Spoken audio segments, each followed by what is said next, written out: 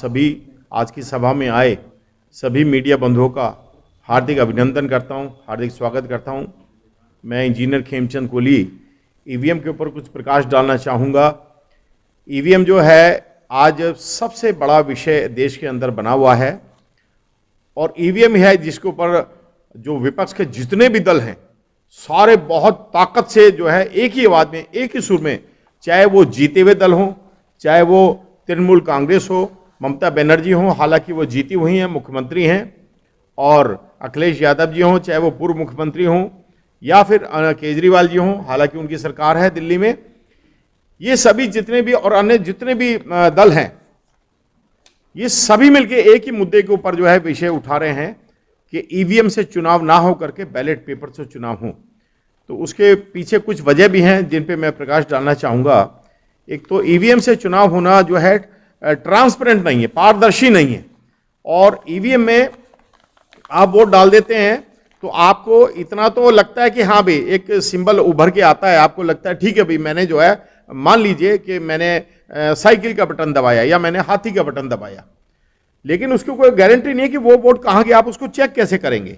उसको चेक करने के लिए फिर आपको जो है उसको गिनना पड़ेगा, और ईवीएम के अंदर गिनने का प्रोविजन नहीं है, ये मैं आपको बता दूं, क्योंकि बैलेट पेपर होता है तो पर्ची होता है, आप उसको एक बार नहीं, दो बार नहीं, 10 बार गिन सकते हैं, लेकिन जो वोट आपका इलेक्ट्रॉनिक्स वोटिंग मशीन में चला गया तो वो बार बार आप रिजल्ट ही देख पाएंगे। You cannot count them again and again. अगर उसमें कोई बेईमानी होती है तो उसका फिर कोई इलाज नहीं है। तो इसी के लिए एक तो ये पारदर्शी नहीं है इसके विषय में, और दूसरा ये कि इसमें दोबारा मतगणना संभव नहीं है। हालांकि उसमें जो एक सुप्रीम कोर्ट ने एडिशनल प्रोविजन किया था वीवी पैड का, वोटर वेरिफिकेशन पैड का, तो उसमें भी जो है हम जितने विपक्ष के दल के नेता हैं उसमें राजी नहीं है। क्यों? क्योंकि वो एक चिन्ह उभरता है, पर्ची उभरती है और फिर उसी में चली जाती है, और वो पर्ची अगर मतदाता को मिल जाए तो उसमें क्या बुराई है? इलेक्शन कमीशन को इसमें क्या एतराज है? इलेक्शन कमीशन को इसमें कोई एतराज नहीं होना चाहिए। अगर वोटर वेरिफिकेशन की जो पर्ची है, जो वीवीपैट से निकलने वाली पर्ची है, वो अगर वहीं से कट के अगर वोटर्स को ही मिल जाए तो इसको वो अपना जो है वहां पे जो इलेक्शन एजेंट बैठे होते हैं पार्टीज के, वो उसको अलग अलग तरीके से गिन करके भी देख सकते हैं। तो इससे न्याय हो सकता है, इससे ईमानदारी से चुनाव हो सकता है, लेकिन कहीं ना कहीं इसके अंदर जो है बेईमानी है। अब आप ये देखें कि जिन मुल्कों ने इस इलेक्ट्रॉनिक्स वोटिंग मशीन को इजाद किया, चाहे वो जर्मन हो, चाहे अमेरिका हो, चाहे न्यूजीलैंड हो, ऑस्ट्रेलिया, जो भी डेवलप्ड कंट्रीज हैं, इन्होंने इसको इजाद किया, और यही लोग अपने देशों के अंदर चुनाव जो है ये ईवीएम मशीन से नहीं कराते, वो बैलेट पेपर से कराते हैं। तो इसी से आप ये देखें कि कितना बड़ा ये मुद्दा है, और इसमें जो गरीब लोग हैं उनका जो सही वोट सही पार्टी को नहीं जा पा रहा है। दूसरा एक आप बात बताएं कि आप रिमोट कंट्रोल से अपनी कार को खोल लेते हैं, अपना टेलीविजन चला लेते हैं, और जो है अन्य इलेक्ट्रॉनिक्स गैजेट्स को आप कंट्रोल कर सकते हैं। तो क्योंकि इसको इंसान ने ही बनाया है, ईवीएम मशीन ने इंसान को नहीं बनाया, इंसान ने ही इसको जो है, इसके अंदर एक चिप का प्रोविजन है, उस चिप के अंदर जो भी आप कमांड देंगे वैसा ही मशीन उसको करेगी। तो इसके अंदर बराबर के चांस है कि इसके अंदर बेईमानी के चांस हैं। तो मैं ऐसा समझता हूं कि कहीं ना कहीं जो सत्तारूढ़ जो दल है, सत्तारूढ़ सरकार है, इसके अंदर पूरी ईमानदारी से काम नहीं कर रही है। भाई उनको तो एतराज होना ही नहीं चाहिए, वो तो जीते हुए, वो तो कुर्सी पे बैठे हुए लोग हैं, भाई उनको क्या एतराज होगा? एतराज तो इसलिए है कि उनको पता है कि अगर बैलेट पेपर से चुनाव होगा तो हम पार्टी में, हम सत्ता में आने वाले नहीं है। तो इसलिए ये सबसे बड़ा जो डर है उनको, और यही है कि भाई उनकी पोल ना खुल जाए।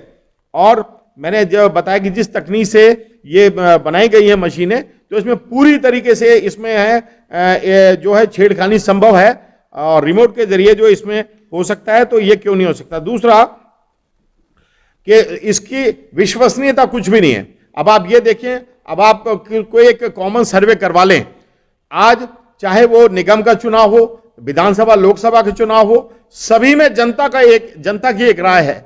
जनता की क्या राय है कि भाई अगर सारे विपक्षी दल जो है अगर इस बात को कहने के लिए एडामेंट है, अगर उन्होंने इस बात पे बड़ा जोर दे रखा है कि भाई बैलेट पेपर से चुनाव हो, तो रूलिंग गवर्नमेंट को क्या उसमें परेशानी हो सकती है? इसमें परेशानी नहीं होनी चाहिए। परेशानी होने का सबब ये बताता है कि कहीं ना कहीं रूलिंग गवर्नमेंट और इलेक्शन कमीशन ये they have hands in gloves, वो एक उनका चोली दामन का साथ है। अब इलेक्शन कमीशन को ये देखिए आप कि अभी विपक्ष के जितने भी बड़े बड़े नेता थे, सुप्रीम कोर्ट के जितने भी बड़े बड़े वकील थे, उन सब ने इलेक्शन कमीशन से जो समय मांगा कि भाई हम आपसे इस विषय में बात करना चाहते हैं। इलेक्शन कमीशन इस विषय पे समय ही उनको देने को तैयार नहीं है। तो भाई क्यों देने को तैयार नहीं है? इलेक्शन कमीशन जो है वो डेमोक्रेसी के अंदर एक टूल है, एक डिवाइस है, वो उसको मना करने का हक नहीं है। तो मैं इस मंच के माध्यम से ना केवल प्रधानमंत्री जी से, ना केवल रूलिंग गवर्नमेंट से, ना केवल इलेक्शन कमीशन से और ना केवल सुप्रीम कोर्ट से, बल्कि सभी से ये और जन जन से कि इसको एक आंदोलन का रूप देने का अब आवश्यकता है। क्योंकि जब तक इसको आंदोलन नहीं बनाया जाएगा और तब तक उसमें कोई उसका समाधान जो है दिखने वाला नहीं है। तो इसमें एक दो चीज और मैं इसमें जोड़ना चाहूंगा कि इसके लिए जो है आपने देखा होगा कि जंतर मंतर के ऊपर कितने सारे कार्यक्रम हुए और वो कार्यक्रम का एक ही थीम था कि ईवीएम से चुनाव ना करा करके बैलेट पेपर से। तो उस बात को प्राइम मीडिया ने उसको कवर नहीं किया। प्राइम मीडिया ने क्यों कवर नहीं किया? क्योंकि अ guilty conscious is always suspicious. ये चोर की दाढ़ी में तिनका, ये क्या बात है भाई? इसको जो है मतलब रूलिंग गवर्नमेंट इसको क्यों एक्सेप्ट क्यों नहीं कर रही है? इलेक्शन कमीशन इस सच्चाई से क्यों भाग रहा है? इलेक्शन कमीशन जो है विपक्ष के नेताओं को समय नहीं दे रहा है और जो विपक्ष के हमारे जैसे जो लोग हैं, जो हम सोशल कॉज के लिए लड़ते हैं, जो सामाजिक बुराइयां उसको दूर करने के, विसंगतियों को दूर करने के लिए हम लोग जो है एड़ी चोटी का जोर हम सब लोगों ने लगा रखा है कि देश के अंदर हर चीज जो है पारदर्शी हो। और जो है क्योंकि लोकतंत्र जो है, जो लोकतंत्र के अंदर सबसे ज्यादा ताकत और सबसे ज्यादा पावर जो है बाबा साहब ने वोटर्स को दी है। और जब वोटर्स ही जो है परेशान है, वोटर्स ही जो है अप्रसन्न है, अगर वो दुखी है वोटर, हम वोटर्स हैं, जितने आप सब लोग हैं हम सब वोटर्स हैं और हम दिल से चाहते हैं कि भाई बैलेट पेपर से चुनाव हो जिससे कि जो है सही रिजल्ट जो है जनता को मिले, देश को मिले और लोकतंत्र की जीत हो। लेकिन मेरे को बड़े दुख के साथ ये कहना पड़ता है इस मंच के माध्यम से कि न जाने क्यों ये जो गूंगी बहरी सरकार है और ये जो अराजक सरकार, मैं उसको बोलूंगा, क्योंकि ये जो अगर जनता की बात को नहीं सुनती तो इनको जनता की बात को सुनना चाहिए। और जो गूंगी बहरी सरकार होती है तो उसमें बाबा साहब ने जो चेंज करने का प्रावधान किया है वो डेमोक्रेसी में वोटिंग प्रोसेस से है।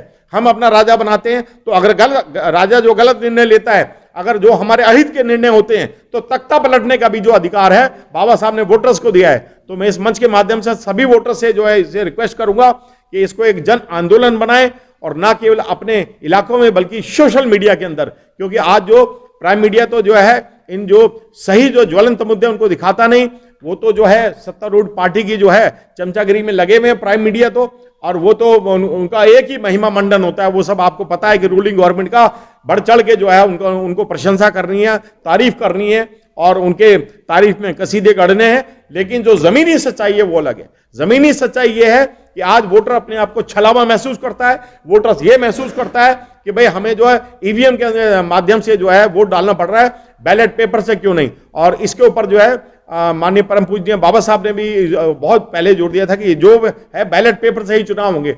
जब बैलेट पेपर का शुरू से अभी तक का प्रावधान है, मैंने एक बात को रिपीट करूंगा कि जो भी डेवलप कंट्री जिन्होंने इसको ईवीएम को डेवलप किया था, इसको डिजाइन किया था, इसको बनाया था, अब सब उन्हीं लोगों ने ईवीएम को खड्डे में डाल दिया है, पानी में डाल दिया है और सब वो डेवलप कंट्रीज जो है बैलेट पेपर के माध्यम से जो चुनाव करवाती हैं।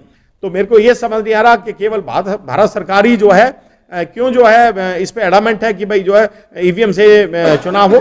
तो मैं इस मंच के माध्यम से पुनः ये एक आग्रह करना चाहूंगा कि सभी जितने भी वोटर्स हैं, भारत में 140 करोड़ के लगभग वोटर्स हैं, तो वो सभी जो है इस पे एडामेंट हो जाए कि हम जो है बैलेट पेपर से ही चुनाव करेंगे और बैलेट पेपर से हम अपने जो है लोकसभा सदस्य को चुनेंगे। बहुत बहुत धन्यवाद।